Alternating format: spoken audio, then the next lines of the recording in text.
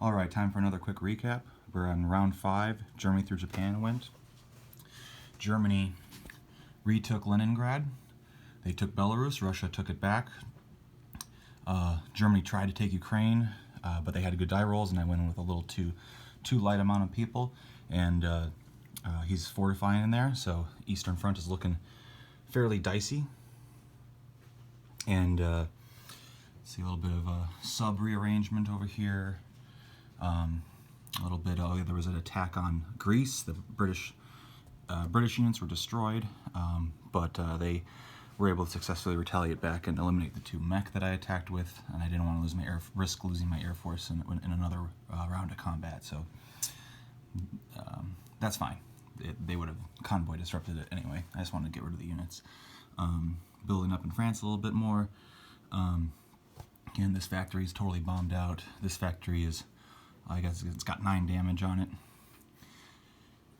And let's see, yeah, Russia sent its mech and air force over here to Tunguska. And Japan took Kanzu, air force landing here, retreating the artillery. Oh yeah, the tank blitzed through another Mongolian territory. Not that that matters; they're all worthless. But yeah, he won't be able to blitz through there now. Oh yeah, because they can't blitz without a tank. And then over here, Japan building this stuff, congregating in a pretty sizable force down here. This stuff is all abandoned and wide open, but Japan now has all these islands, so that is a national objective for them, so Japan gets more money. And Japan tried to take New Guinea. However, I screwed up because we were I didn't have as much time to plan, and I realized after initially I took New Guinea, but then I realized I wouldn't be able to land to my aircraft. I had all these aircraft were doing musical chairs, and I tried to use some aircraft from this island here, but alas, I lost track of what's landing on what aircraft carrier. So they let me re-roll that, and without 2 aircraft, and they defeated my 2 infantry. All 3 of them got hits.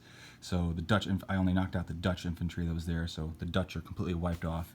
Well, actually,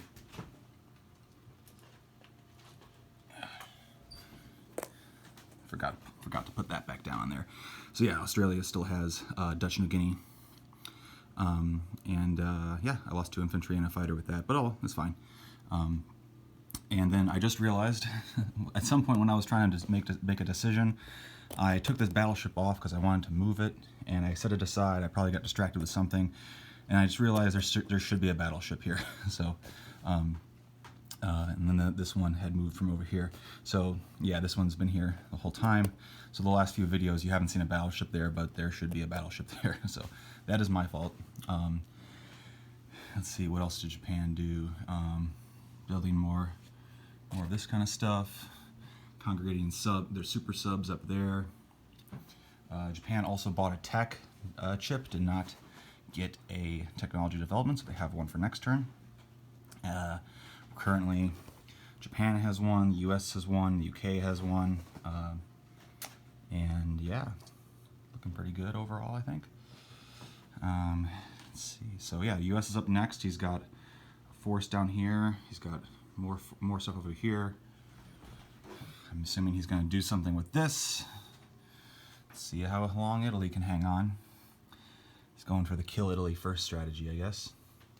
And yeah, he's got his bombers. All right, Rick. And Mike, let's see what you got. We'll resume later tonight. Got a reasonable plan, I think, for the rest of the stuff, so hopefully we'll make some progress with this.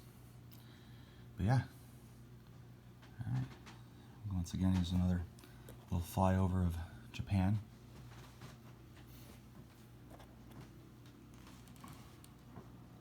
And just out of if you're curious as to what I'm using these for, this is just so I can get an idea of his combat range.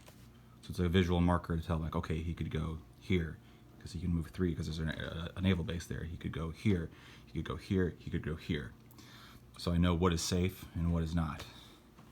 And also, just to show off a little thing I did, I went and got a medicine container, like a weekly medicine organizer,